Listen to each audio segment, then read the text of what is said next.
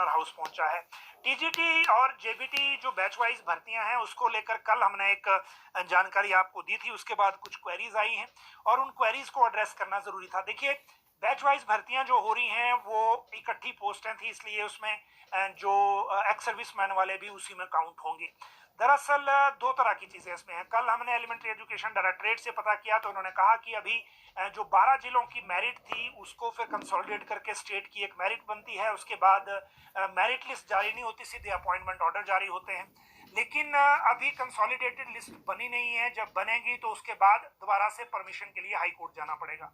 High court इसलिए जाना पड़ेगा क्योंकि एनसीटी ने जो बदलाव किए थे उसके बाद जेबीटी और टीजीटी दोनों में ही जो भर्ती नियमों का नया ड्राफ्ट है वो अंडर चैलेंज आया है।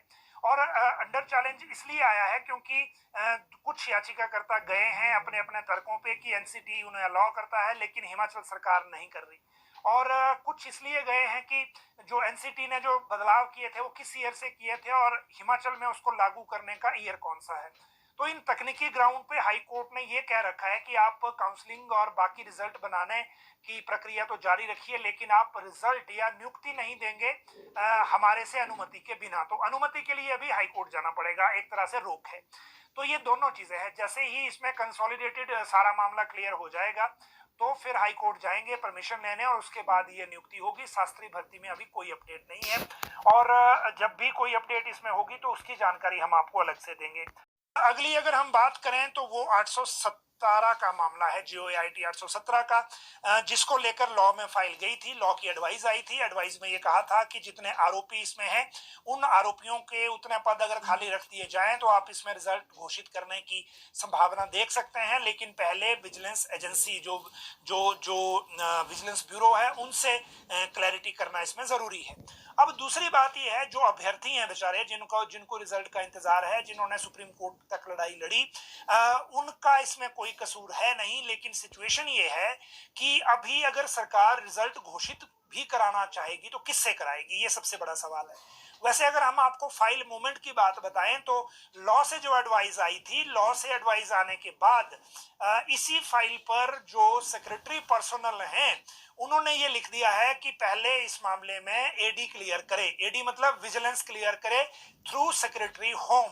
पहले जो विजिलेंस ब्यूरो का डायलॉग था मुख्य सचिव और राज्य सरकार से, वो डायरेक्टली आते थे और अपनी एक चिट बना के या पर्ची बना के या एक लेटर बना के दे देते थे कि जिन इन पोस्ट कोड में आप रिजल्ट निकाल सकते हैं, इन पोस्ट कोड में हम इंक्वायरी कर रहे हैं, इन पोस्ट कोड में चालान नहीं हुआ है क्योंकि FSL से रिपोर्ट नहीं आई है।